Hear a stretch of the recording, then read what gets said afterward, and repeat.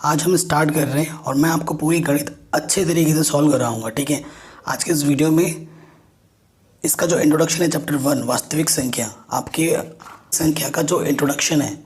ठीक है, सिर्फ मैं आपको क्वेश्चन ही नहीं समझाऊंगा, इसका जो फुल कॉन्सेप्ट है वो भी मैं बताऊंगा। ठीक है, सिर्फ रटवाना मेरा मकसद नहीं है, मेरे को समझाना मेरा ज़्यादा फोकस रहेगा के बारे में। वो हम जान लेते हैं फटाफट से, एक बार उस पर नज़र डालते हैं। देखो, अगर संख्याओं की बात की जाए, संख्याएं तो ये दो तरह की होती हैं। ठीक है, कितने तरह की होती हैं? दो तरह की। नंबर 1 और यहाँ पर लिख दो नंबर 2। पहले नंबर पर जो आती है वो आती है वास्तविक संख्या, जिसके बारे में हमें पढ़ना है। और आपके मन में आ रहा हो भाई ये दूसरा कौन सा है? दूसरी संख्या होती है काल्पनिक संख्याएं। ठीक है, काल्पनिक संख्या वो संख्या है जिनका कोई अस्तित्व नहीं होता है, उसे हम काल्पनिक संख्या बोलते हैं। ठीक है, अस्तित्व कैसे नहीं होता है वो भी मैं आपको एक एग्जांपल देके बताऊंगा। और ये जो सिलेबस में आपके नहीं है, ये आप क्लास 11th में पढ़ोगे अगर आप मैथ्स लेते हो। काल्पनिक संख्याओं के बारे में डिटेल में जानने को मिलेगा आपको चैप्टर नंबर 5 कक्षा 11 की जो सम्मिश्र संख्या है वहाँ पर आपको देखने को मिलेगा। तो ये हमारे सिलेबस में नहीं है, ये वाला इसके बारे में हमें नहीं पढ़ना है। ठीक है, इसका कॉन्सेप्ट मैं आपको थोड़ा सा बता देता हूँ कि क्या नहीं होता है। अगर आपके पास ये बोल दिया जाए कि इसका मान निकालो, x के 2 मान निकालो, तो आप क्या करोगे? माइनस के 2 उधर आके क्या हो जाएगा? प्लस का 2 उधर आके माइनस का 2 हो जाएगा। और x का मान जब निकालने को बोलेगा तो प्लस माइनस अंडर रूट के अंदर माइनस का 2 आ जाएगा। आप बोलोगे सर इसका तो मान हम निकाल नहीं सकते क्योंकि अंडर रूट के अंदर माइनस है। और यही चीज़ यहाँ से ही उत्पत्ति होती है किसकी? काल्पनिक संख्या की। और कक्षा 11 में जब आप जाओगे, कक्षा 11 में जाओगे तो इसका मान भी आप निकाल लोगे। अभी मैं नहीं निकालना सिखा रहा हूँ, अभी हमारा मेन मकसद है वास्तविक संख्याओं के बारे में जानना। वास्तविक संख्या कई प्रकार की होती हैं। ठीक है, पहली संख्या मैं बता रहा हूँ जैसे कि प्राकृतिक संख्याएं। ठीक है, नंबर 2 प्राकृतिक संख्या के बाद पूर्ण संख्याएं। पूर्ण संख्या के बाद आपका आता है क्या? प्राकृतिक संख्या हो गया, पूर्ण संख्या हो गया, परिमेय संख्याएं। ठीक है, चौथा किया जाएगा अपरिमेय संख्याएं।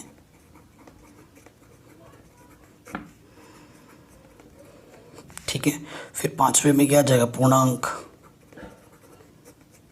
तो इस तरीके के ये सभी संख्याएं ये वास्तविक संख्याओं में आता है। ठीक है, ये क्या आता है? वास्तविक संख्याओं में आता है। प्राकृतिक संख्याओं के बारे में आपको पता ही होगा। अगर मैं पहले नंबर पे बात करूं, एग्जाम्पल में दूं आपको पहले वाले पे, प्राकृतिक संख्याएं। ठीक है, इन देखो सिर्फ चीज़ों को रटना नहीं। आप अगर आप बोलोगे कि मेरे को सिर्फ मार्क्स चाहिए, मेरे को बस नंबर से मतलब है, तो ये चीज़ छोड़ दो, कोई ज़रूरत नहीं है। लेकिन जब तक आप चीज़ों को सीखोगे नहीं, आगे चल के आपके छोटे भाई बहन होंगे, आप अगर कभी टीचर बने, आपसे अगर स्टूडेंट क्वेश्चन पूछे सर बताओ ये क्या होता है वो क्या होता है, तो आप तो बता नहीं पाओगे। तब आपको खुद से होगा कि काश मैं चीज़ों को सीखता, काश मैं सिर्फ रटता नहीं तो मैं आज भी इनको बता पाता। तो उसी लिए मैं आपको समझा रहा हूँ। ठीक है, इन सब का नॉलेज होना बहुत ज़रूरी है हमारे लिए। हमेशा मैथ्स में चीज़ों को सीखने के लिए जाओ, रटने के लिए नहीं। और मैथ्स बहुत ही सिंपल होती है, अगर आपके कॉन्सेप्ट सही होंगे तो मैथ्स आपको बहुत ही सिंपल लगेगी। देखो, प्राकृतिक संख्या कोई डेफिनेशन नहीं दूंगा मैं आपको, सिंपल जितने भी काउंटिंग नंबर होते हैं, एग्जाम्पल इस प्राकृतिक संख्या को n से प्रदर्शित करते हैं, n फॉर नेचुरल नंबर। प्राकृतिक संख्याओं का अंग्रेजी में नेचुरल नंबर बोलते हैं। तो जितने भी काउंटिंग नंबर हैं, गिनती के नंबर हैं, 1 2 3 4 5 6 7 8 9 10 11, ऐसे ही चलता रहता है ना, ख़त्म नहीं होगा कभी। है हमारी ज़िंदगी ख़त्म हो जाएगी पर ये नंबर नहीं ख़त्म होंगे। तो ऐसे नंबर्स को हम बोलते हैं प्राकृतिक संख्याएं। नंबर 2 पे क्या आ जाता है? पूर्ण संख्याएं। पूर्ण संख्या को अंग्रेजी में बोलते हैं होल नंबर्स। होल नंबर्स को W से प्रदर्शित किया जाता है। और इसको याद रखने का मैं एक सिंपल सा ट्रिक बताता हूँ, 0 + n। जितनी भी प्राकृतिक संख्या हैं उसको बस 0 से शुरुआत कर दो, 0 1 2 3 4 ऐसे चलता रहेगा। तो ये हो गई पूर्ण संख्याएं। पूर्ण संख्याओं में प्राकृतिक संख्याओं के अलावा जीरो भी सम्मिलित होता है। ठीक है, तो जीरो से स्टार्ट होता है, तो ऐसे नंबर को हम क्या बोलते हैं? पूर्ण संख्याएं बोलते हैं। अब मैं यहाँ पर पूर्णांक की बात कर देता हूँ पहले। पूर्णांक को z से प्रदर्शित किया जाता है, z। पूर्णांक में जीरो भी आता है, प्लस का 1, प्लस का 2, प्लस का 3, ऐसे इधर चलता रहेगा। इस तरफ -1, -2, -3, -4, इधर ऐसे चलता रहेगा। तो ये सभी हमारे क्या होते हैं? पूर्णांक होते हैं। ठीक है, प्राकृतिक संख्या जान ली, पूर्ण संख्याओं के बारे में पता हो गया, पूर्णांक हमने जान लिया है। अब हम किस पे आएंगे? परिमेय संख्या और अपरिमेय संख्या पर। ये बहुत ज़रूरी है। देखो, परिमेय संख्या अगर पता चल गया तो ऑटोमेटिकली अपरिमेय संख्या पता चल जाएगी कि जो संख्याएं परिमेय होती हैं, जो संख्या परिमेय नहीं होती है वो अपरिमेय होती हैं। ठीक है, तो परिमेय संख्या हम जानते हैं।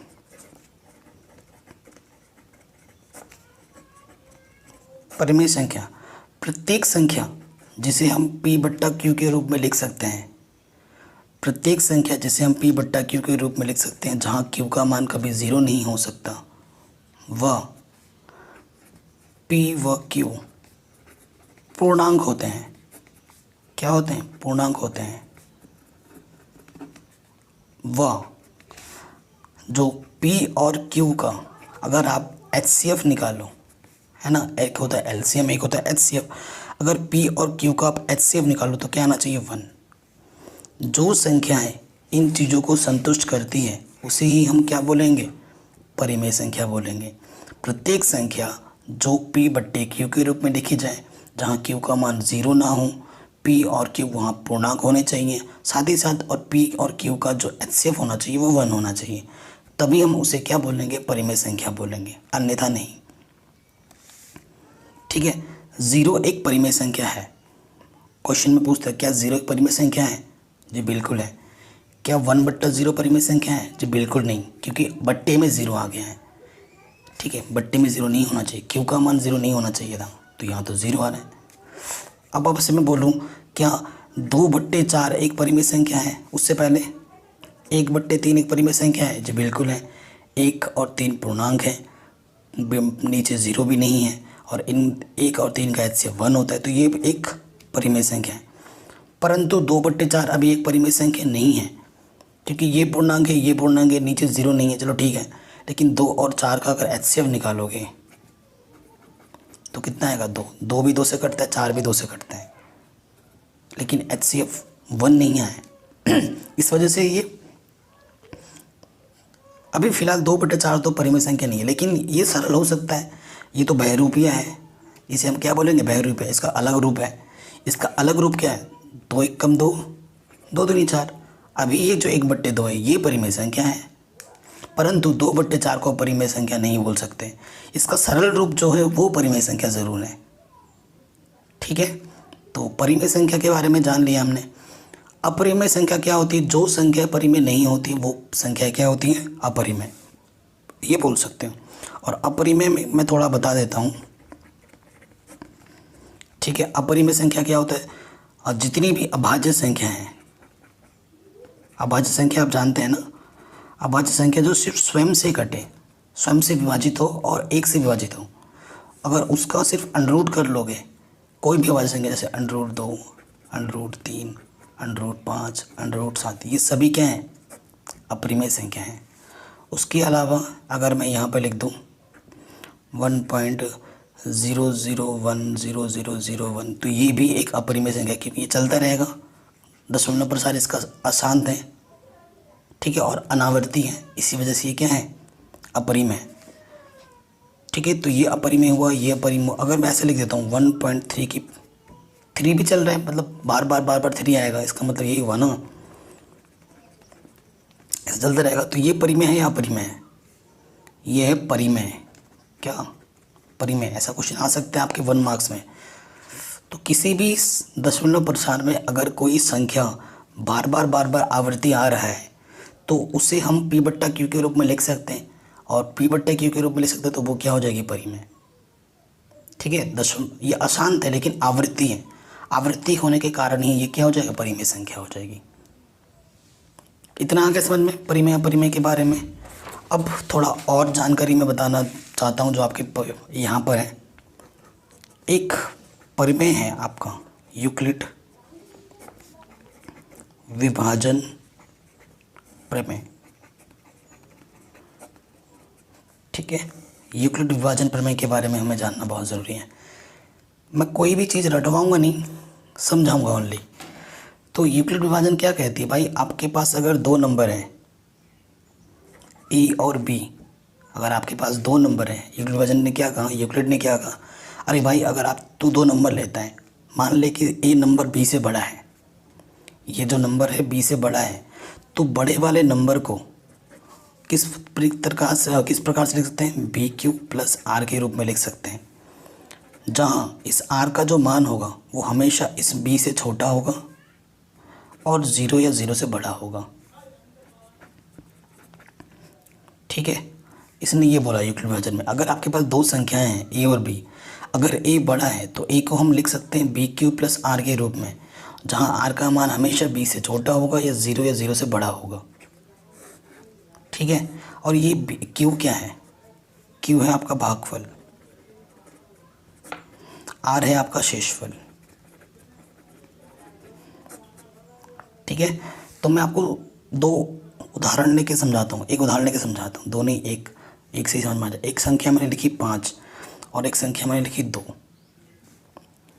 ये है ए के स्थान पर, ये है बी के स्थान पर, ये बड़ा है 5 बड़ा है, तो आपको क्या करना है, छोटे वाले नंबर से बड़े वाले नंबर में भाग देना है। कितनी बार जाएगा, 2 दूनी 4, घटाएंगे, शेषफल क्या बचा 1, ठीक है। तो ये क्या है हमारा, ये हमारा क्यू है, ये हमारा आर है।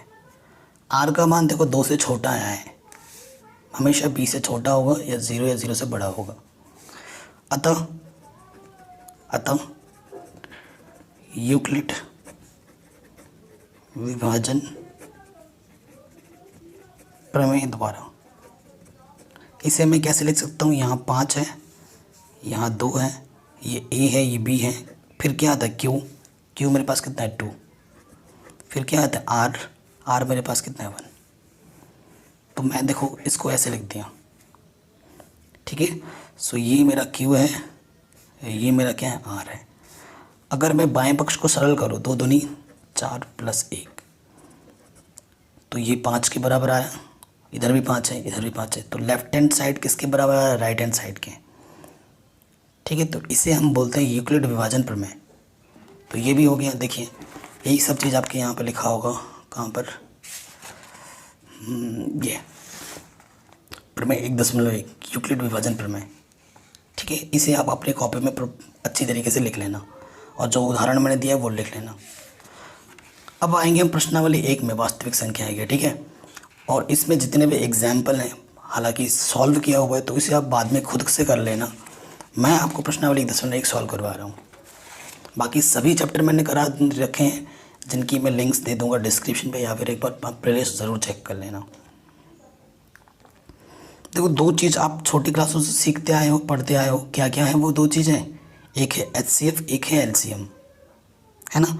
HCF निकालने का जो गुणनखंड विधि है वो छोटी क्लासों से पढ़ते आए हो, लेकिन यहाँ पर किस विधि का उपयोग करना है, प्रश्न 1 नंबर में क्या बोल रहे हैं, निम्नलिखित संख्याओं का HCF ज्ञात करने के लिए यूक्लिड विभाजन एल्गोरिथम का प्रयोग कीजिए। बड़ा शानदार, ठीक है। तो हमें क्या बोल रहे हैं, यूक्लिड विभाजन से हमें क्या निकालना है, HCF निकालना है। तीनों का करेंगे, पहला क्वेश्चन भी इम्पोर्टेंट है, तीनों के तीनों इम्पोर्टेंट है, कोई सा भी एग्जाम में पूछा सकते हैं। ज़्यादा इम्पोर्टेंट आपका पहला और तीसरा है, हालांकि तीनों ही इम्पोर्टेंट है, कर लेना। पहला वाला करते हैं, 135 और 225 है,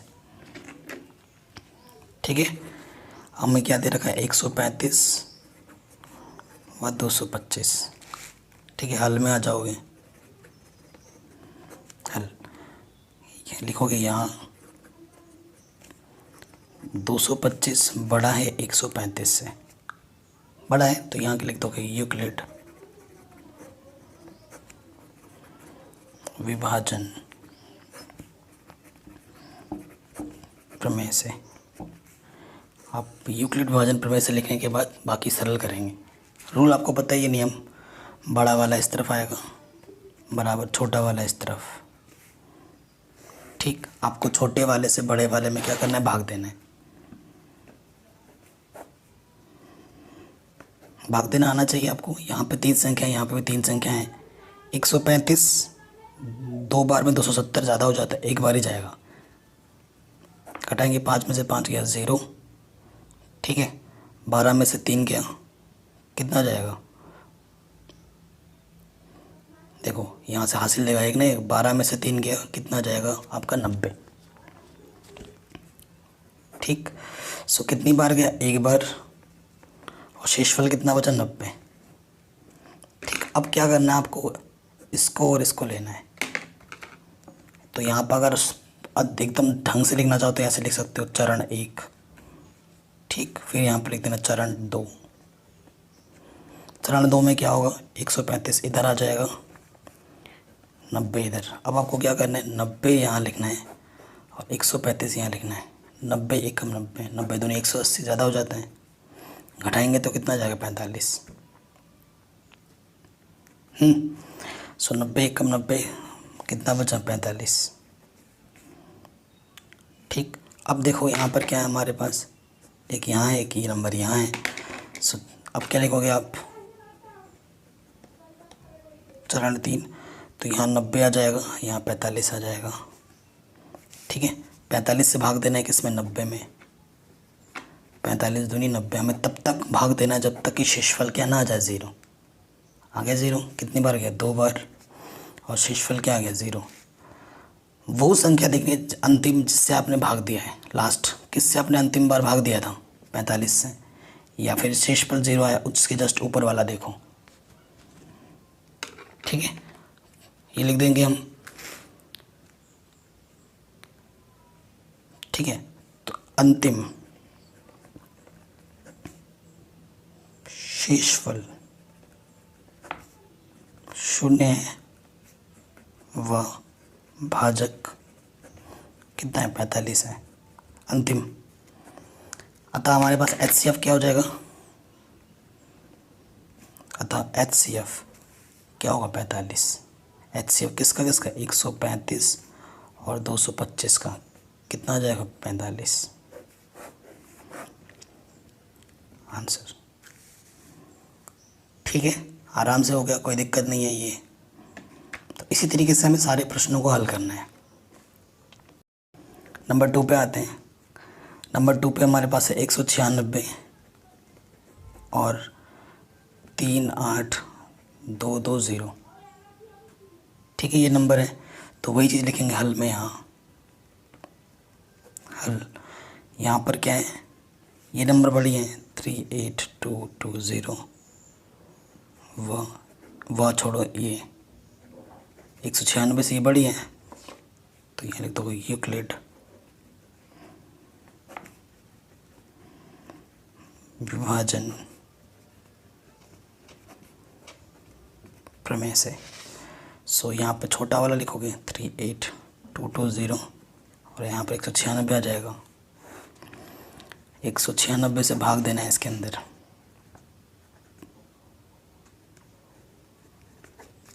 ठीक है। 38220, 3 डिजिट यहाँ, 3 डिजिट यहाँ लेंगे तो देखो ये 400 के आसपास है, ये 2 बार में इससे ज़्यादा हो जाएगा, तो एक ही बार जाएगा। 196 एक 196, घटाएंगे, ठीक है। घटाने पे कितना आ जाएगा देखो, यहाँ से आ जाएगा 12 में से 6 गया 6, यहाँ से बचा 7, 17 में से 9 गया 8, ठीक है 8, और यहाँ से 2 में से 1 गया 1, 186 बचेगा। तो इससे छोटा है 1 हासिल लेंगे, यहाँ से 2 लग गया, ठीक। तो देखो यहाँ से 3 डिजिट, यहाँ 3 छोटा बड़ा 1 लिया, 4 ले लिया। अब देखो ये 1800 है और यहाँ पर ये 200 के आसपास है, तो 2 नंबर 1800 से ज़्यादा है, तो 9 बार जाएगा, ये आइडिया लग गया। 9 छक 54 हासिल लगा 5, 9 नम 81, 81 और 5 86 हासिल लगा 8, 9 एकम 9 और 8 17, घटाएंगे तो 12 में से 4 गया 8, और इसने हासिल दिया था 15 में से 6 गया 9, सिर्फ 98 बचेगा, ठीक है। और यहाँ से 0, तो ये 1000 के आसपास है, 5 बार जाएगा। 5 छंग 30, हासिल लगा 3, 5 नम 45, 45 और 3 48, हासिल लगा 4, 5 एकम 5 और 4 9। तो ये एक ही बार में सरल हो गया, क्योंकि शेषफल ये मेरे को 0 दे रहे हैं। कितनी बार भागफल गया? 195 बार। शेषफल क्या आ गया? 0। एक ही चरण में सॉल्व हो गया पूरा। तो रूल क्या कहता है? जिस संख्या से आपने अंतिम बार भाग दिया था 196, चूँकि शेषफल हमें क्या मिल गया यहाँ पर? शेषफल 0 व भाजक। शेषफल 0 किस भाजक पर मिला मेरे को? 196 भाजक पर।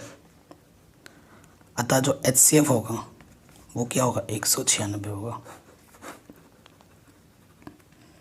ये हमारा उत्तर हो जाएगा यूक्लिड विभाजन प्रमेय से HCF। ठीक है, क्वेश्चन नंबर 2 भी हमारे आराम से बन गया। अब आ जाओ क्वेश्चन नंबर हमारे किस पार्ट पे? इसके थर्ड पार्ट पे। थर्ड पार्ट में हमें दे रखा है 867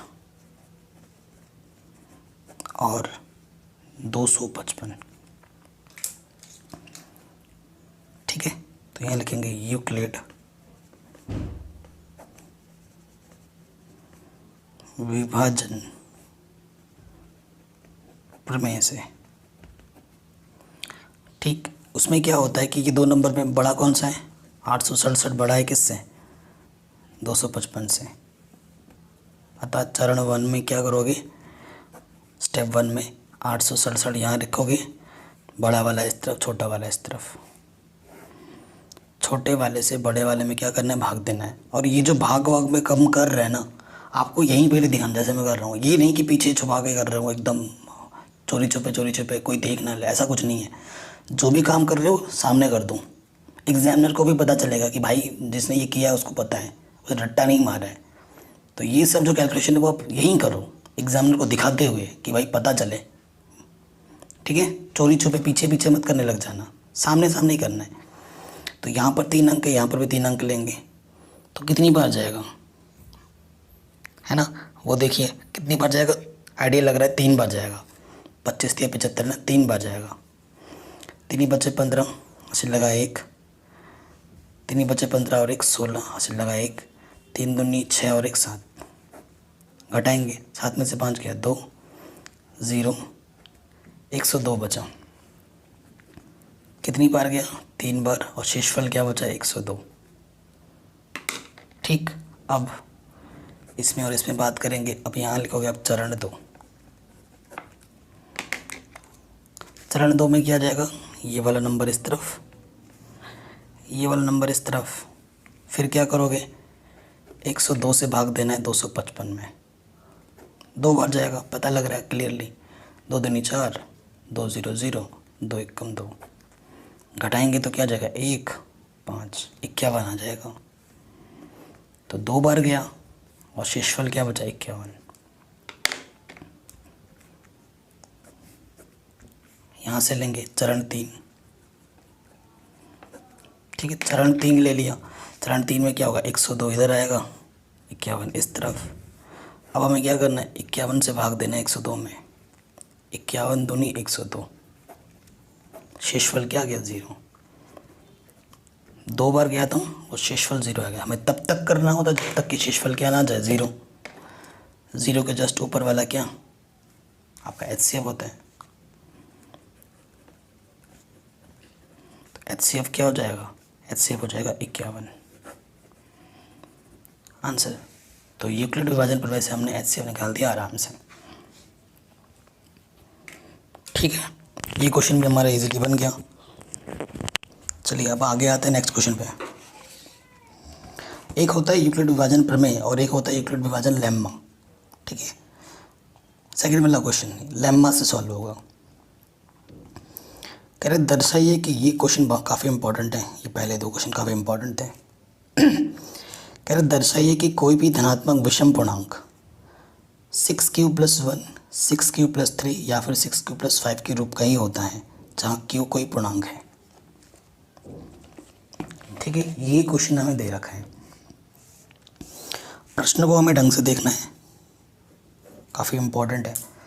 हमें बताना है कि विषम पूर्णांक 6q+1, 6q+3 और 6q+5 का होता है, यही बोला है। देखो लॉजिक क्या लेना है, लॉजिक सोचने का लॉजिक, आप सोचोगे कैसे, किस रूप में, 6q+1, 6q+3, 6q+5। आपको पता है ए स्क्वायर टू क्या होता है, BQ+R। तो यहाँ बी के प्लेस पे देखो क्या है, 666 फिक्स है। तो ये मेरे को लॉजिक लग गया, तो मैं क्या लिखूँगा, माना ए एक विषम पूर्णांक है जो, यहाँ 6 बोला था ना, तो 6 लेना, जो 6 से बड़ा है, अर्थात b का मान क्या आ जाएगा, 6। अतः जब b का मान 6 है तो अतः शेषफल जो होगा, अतः शेषफल 6 से कम होगा, यानी कि शेषफल r का मान क्या होगा, या तो 0 होगा, 1 होगा, 2 होगा, 3 होगा, 4 होगा, 5 होगा, 6 से कम होगा, इतने ही होंगे। तो कितने केस बने, 1 2 3 4 5 6 केस बन गए। अब 6 केस पे आपको बात करनी है। अब आप क्या देखो यहाँ पर, यूक्लिड विभाजन प्रमेय से, यूक्लिड विभाजन प्रमेय से क्या होता है, ए इक्वल्स टू BQ+R। यही होता है कि नहीं होता है। अब हमारे पास केस वन क्या है, देखो केस 1, बी तो 6 फिक्स है, 6q, R केस 1 में कितना है, 0। केस 1 में क्या लिखोगे यहाँ पर, जब r का मान क्या है, 0 है, ऐसे लिख देना। तो a का मान क्या आ जाएगा, 6q। ये क्या होगा, 6q क्या होगा, 6q होगा आपका एक सम संख्या। 6q क्या होगा, एक सम संख्या होगा, क्योंकि कोई भी q पूर्णांक हो, q कोई भी पूर्णांक हो, उसे 6 से गुणा करने पर, क्योंकि कोई भी संख्या हो, चाहे वो q आपका विषम हो या सम हो, किसी संख्या को सम से गुणा करने पे वो सम बन जाता है। 6 से गुणा करने पर सम संख्या बन जाती है। ठीक है, आप चाहो तो उदाहरण के रूप में देख सकते हो। मैं आपको एक उदाहरण दे रहा हूँ। मैंने q ले लिया है 3 और एक बार q ले लिया है 5, या और एक बार ले लिया है 6। इनको सबको मैं 6 से गुणा कर दे रहा हूँ, तो देखना क्या बनता है, 6 3 18 सम संख्या, 5 चंग 30 सम संख्या, 6 चंग 36 सम संख्या। तो विषम संख्या हो या सम संख्या, उसको अगर सम संख्या से गुणा करोगे तो हमेशा क्या बनेगा, सम संख्या। तो ये जो 6q है, तो ये क्या है, एक सम संख्या। और सम संख्या में विषम जोड़ने पे क्या आता है, विषम छोटी क्लासों में पढ़ा है आपने। अब आप लिखोगे केस 2। देखो इतना डिटेल में समझा रहा हूँ मैं, एकदम डीप एक्सप्लेनेशन के साथ। केस 2, जब r का मान क्या ले लोगे, 1, तो ये तो फिक्स है, ये बराबर क्या हो जाएगा, 6q, और r के जगह पे क्या रख दोगे, 1। तो ये 6q क्या है, सम, एक क्या है, विषम। तो सम और विषम क्या होता है, विषम। तो विषम आ गया, तो ये जो 6q+1 होगा, ये क्या होगा, विषम होगा। ठीक है, फिर केस 3, ये इसको टू 6q+2, तो ये क्या होगा,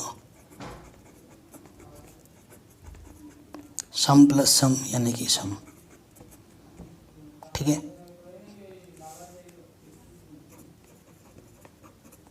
केस 4 क्या होगा, जब r का मान, यहाँ 2 लिया, जब r का मान हम क्या लेंगे, 3, तो a इसका क्या हो जाएगा, 6q+3, यानी कि सम प्लस विषम क्या होता है, विषम।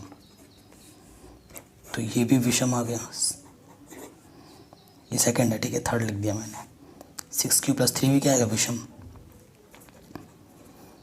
केस 5, जब r का मान आप क्या लोगे 4, तो ये क्या हो जाएगा 6 क्यू + 4, यानी कि सम प्लस सम, यानी कि सम।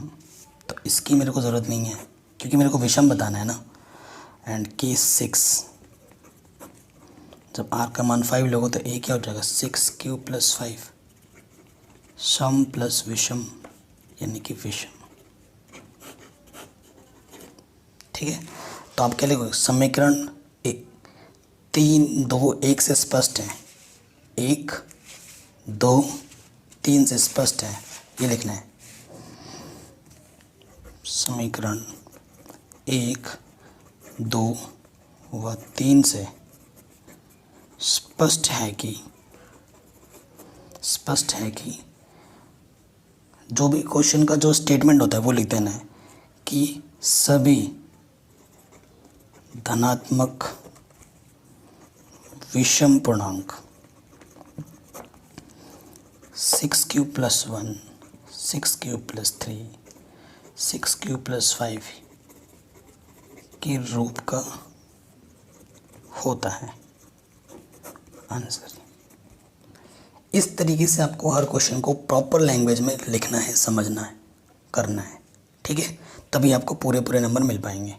तो क्वेश्चन नंबर 3 क्या बोल रहे हैं, किसी परेड में 616 सदस्यों वाली एक सेना की टुकड़ी 32 सदस्यों वाली एक आर्मी बैंड के पीछे मार्च करना है।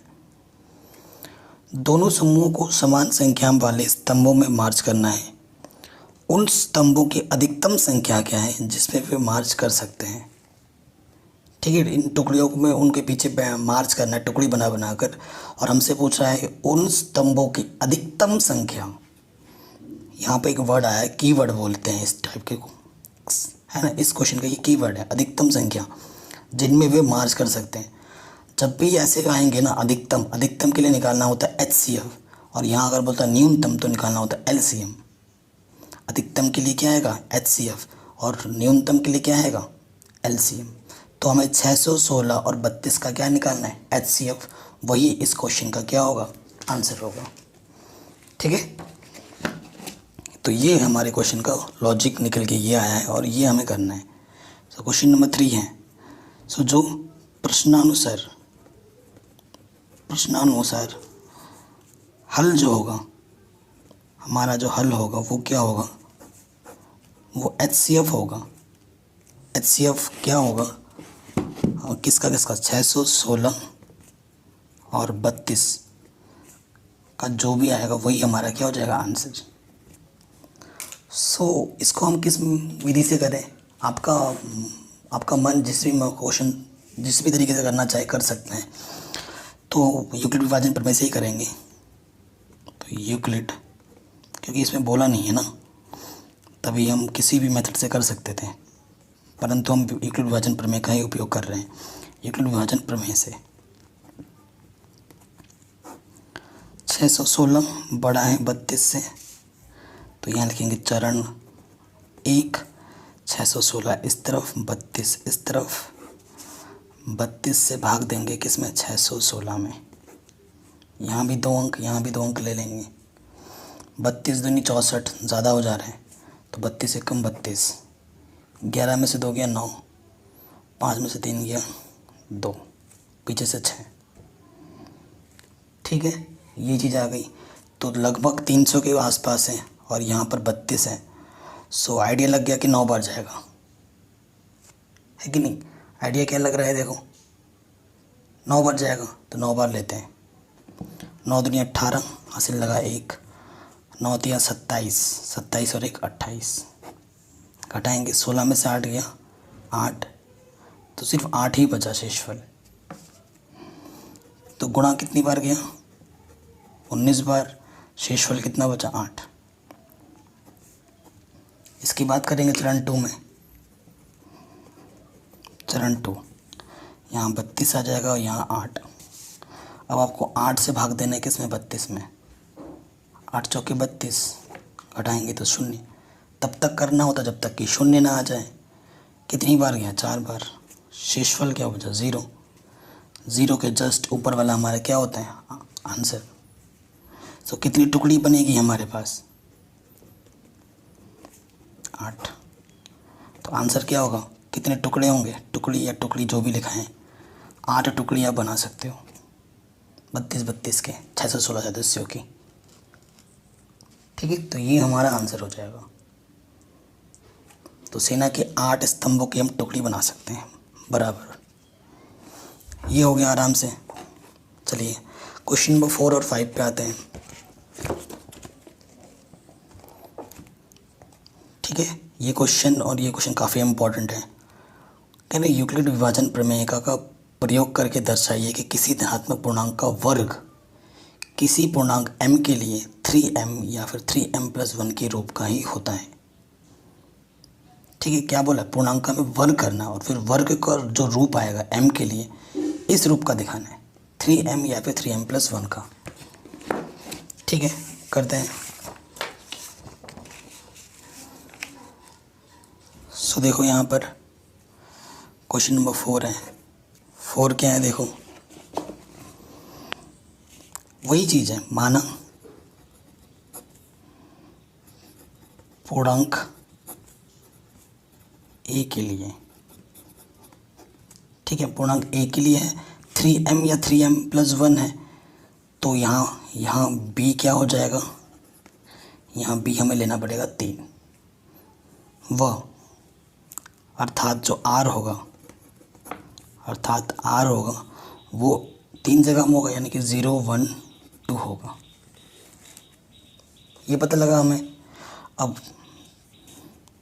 फिर क्या लिखोगे यहाँ पे? यूक्लिड विभाजन प्रमेय से ए इसका टू क्या होता है? बी क्यू प्लस आर होता है ना। तो फिर से वही चीज़, केस वन क्या है? जब आर का मान आप 0 लोगे तो देखो ए तो चलो फिक्स है, बी हमारा कितना है? 3 है, और क्यू की जगह क्वेश्चन में एम बोल रहे हैं तो एम ले लेते हैं, और आर पहले केस में क्या लेना? 0। तो ए इसका टू 3m। अब बोलोगे आंसर आ गया, गलती कर रहे हो आप, क्योंकि स्क्वायर बोला है, स्क्वायर तो अभी तक किया ही नहीं हमने। अब यहाँ पे लिखोगे स्क्वायर करने पर, यानी कि वर्ग करने पर। वर्ग जब हम कर देंगे वर्ग, ये हो जाएगी, तो ए स्क्वायर क्या हो जाएगा? 3 का वर्ग 9 m स्क्वायर। तो यहाँ से आप क्या कर सकते हो? 3 उभयनिष्ठ ले सकते हो। 3 3 9, माना ये जो 3m स्क्वायर को आप क्या मान लो? m मान लो। तो ए स्क्वायर क्या आ गया? 3m का रूप। यही तो मैं बताना था, या तो 3m आएगा या फिर 3m+1 के रूप का आएगा। केस 1 में हो गया। केस 2, जब r का मान आप क्या ले लोगे? 1, तो ए इसका टू क्या हो जाएगा? 3m+1। फिर क्या करोगे? वर्ग करने पर। तो वर्ग करने पर हमारे यहाँ पर क्या हो जाएगा? ए स्क्वायर 3m+1 का। ये आपको सूत्र पता है, a + b का वर्ग क्या होता है? a का वर्ग b का वर्ग 2ab। इस सूत्र से इसको हम खोल देंगे, a का वर्ग b का वर्ग 2a × b। ठीक है, तो हम क्या करेंगे? इन दोनों पदों को एक साथ रखेंगे, 3 दूनी 6m और 1 का वर्ग 1। यहाँ से सिर्फ 3m कॉमन निकालेंगे हम, 3। ठीक है, यहाँ पर हमारा क्या था? स्क्वायर था, तो 3 बाहर निकाला तो 3 बचा अंदर, m स्क्वायर। 3 दूनी 6 m बचा। इसको m मान लेंगे, माना 3m² + 2m को क्या मान लिया? Capital M। तो ये हो जाएगा 3m+1 का रूप। या तो 3m आएगा या फिर 3m+1 के रूप में आएगा। आ गया 3m+1। केस 3 में क्या होगा? जब r इज़ टू हमारे पास क्या आएगा? कितना? 2। सो ए इज़ टू क्या हो जाएगा? 3m+2। फिर हमें क्या करना पड़ेगा? वर्ग करना पड़ेगा।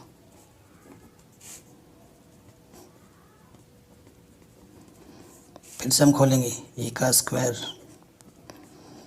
बी का स्क्वायर 2ab, ठीक है। सो देखो इसको मैं कैसे लिखूँगा, ये हो जाएगा 9m स्क्वायर, 2 दूनी 4 थी 12 m, 2 का वर्ग 4, 4 को मैं लिख सकता हूँ 3 + 1, ठीक है। तो यहाँ से लेकर यहाँ तक 3 उभयनिष्ठ हैं, 3 तिया 9 m स्क्वायर, 3 चौके 12 m, 3 एकम 3, इसको मैं क्या मान लूँगा, m मान लूँगा। तो ये आ गया 3m + 1 के रूप, इसे मैं समीकरण 3 मान लेता हूँ। तो आप क्या लिखेंगे, समीकरण 1, 2 तथा 3 से यह स्पष्ट है कि किसी भी संख्या किसी भी धनात्मक पूर्णांक का वर्ग करने पर 3m या 3m + 1 के रूप का आता है। बस ये लिख देना है, ये आपका क्या हो जाएगा, आंसर हो जाएगा, ठीक है। ये प्रॉब्लम भी आपका आराम से बन गया, कोई दिक्कत नहीं है। नेक्स्ट क्वेश्चन 5वां इम्पॉर्टेंट है काफ़ी। कह रहे यूक्लिड विभाजन प्रमेयिका का प्रयोग करके दर्शाइए कि किसी धनात्मक पूर्णांक के लिए, किसी धनात्मक पूर्णांक का घन, अब वो वर्ग कर रहा था, ये घन करना है हमें, घन करने पर m 9m + 1 या 9m + 8 के रूप का आता है,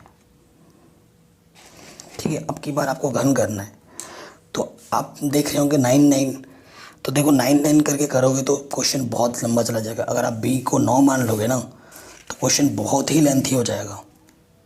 थोड़ा सा इसमें एक ट्रिक है, माना जो धनात्मक पूर्णांक है, माना धनात्मक पूर्णांक a है, वह जो b है, b को हम क्या मान लेते हैं, 3 मान लेते हैं। 3 क्यों माना है, इससे 3 मानने पे r के मान 0 1 2 आएंगे, केस कम हो जाएगा, और साथ ही साथ 3 का वर्ग करने पे 9 आता है और घन करने पे 27 आता है, यानी कि 9 के मल्टीपल्स आ रहे हैं, 9 के गुणनफल के रूप में आ रहा है ना, इसलिए हमने इसको ऐसा माना है। माना धनात्मक पूर्णांक a है, वह b 3 है, अर्थात r का मान या तो 0 होगा, 1 होगा या 2 होगा। फिर क्या लिखोगे, यूक्लिड विभाजन प्रमेय से क्या बोलता है, वो क्या बोलता है, a = b³ + r बोलता है। और यहाँ पर b हमारा कितना है, 3 है, q की जगह पर m बोला है, और r तो वैरी करेगा, कभी 0 होगा, कभी 1 होगा, कभी 2 होगा। अब हम यहाँ पर केस बनाएंगे, केस 1, जब r का मान 0 है, 3m + 0, तो a का मान क्या होगा, 3m। अब हमें क्या करना है, घन करने पर, घन करोगे तो a³, ठीक है, घन करो तो 3 का घन क्या होता है, 3 3 9 27 m³। तो यहाँ से देखो 9 उभयनिष्ठ ले लो, 9 3 27, इसको क्या मान लो, m, तो क्या आ गया, 9m ग्रुप। तो किसी भी संख्या का घन करने पे 9m + 1 या फिर 9m + 8 के रूप में आएगा, यही हमें बताना है। तो पहले आ गया 9m के रूप में, आराम से हो गया। अब आ जाओ केस 2 में, जब r का मान क्या लोगे, 1, तो a हमारे पास क्या हो जाएगा, 3m + 1। फिर क्या करोगे, आप घन करोगे, और आपको सूत्र पता होगा, a + b का क्यूब क्या होता है, a³ b³ 3a² b 3b² सूत्र होता है, ये पता ही है आपको। अब हम यहाँ पर रख देंगे सूत्र में, सो यहाँ से हो जाएगा a का क्यूब b का क्यूब 3a² × b + 3b²। तो इसको एक साथ रखो, यहाँ से देखो, यहाँ इसका मतलब होता है 27m³, यहाँ से है देखो कितना, 3 3 9 27, यहाँ 9m² × 3 है, ऐसे लिख देते हैं। और यहाँ है 3 3 9m, और यहाँ एक का कितना भी क्यूब करो, एक की पावर में कितना भी हो तो वो एक ही रहता है। तो यहाँ से ओवरनिस्ट क्या आ जाएगा 9, 9 3 27, 9 1 कम 9 तो 3m² बचा, 9 1 कम 9, यहाँ से m बचा इधर एक। अब इसको मैं क्या मान लूँगा m, तो ये क्या हो जाएगा 9m+1 रूप, या तो 9m का होगा या फिर 9m+1 का रूप होगा। आ गया। केस 3 में 9m+8 आ जाएगा। केस 3 जब r का मान 2 है तो a = क्या हो जाएगा 3m+2। फिर दोनों तरफ क्या करना है, घन लेना है। ठीक है, घन करेंगे a का क्यूब b का क्यूब, ठीक है 3a² b 3b² a, सूत्र में रख दिया।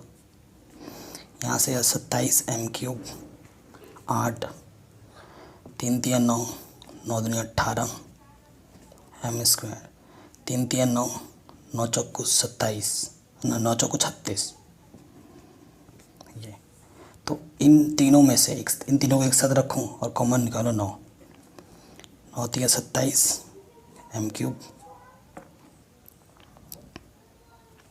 ठीक है, फिर देखो यहाँ से क्या हो जाएगा 9 दूनी 18 और 9 चौके 36 और ये प्लस के 8 अलग। अब इसको मैं क्या मान लूँगा m, तो ये क्या हो जाएगा 9m+8 के रूप। तो आप क्या लिखोगे, समीकरण 1 2 तथा 3 से यहाँ से लिख देना है किसी धनात्मक पूर्णांक का घन 9m 9m+1 9m+8 के रूप का होता है। तो ये हमारा उत्तर हो जाएगा। अगर वीडियो पसंद आई है तो प्लीज़ लाइक करना, शेयर करना। बाकी सभी चैप्टर करा रखे लिंक्स मिल जाएगी डिस्क्रिप्शन पे। जय हिंद।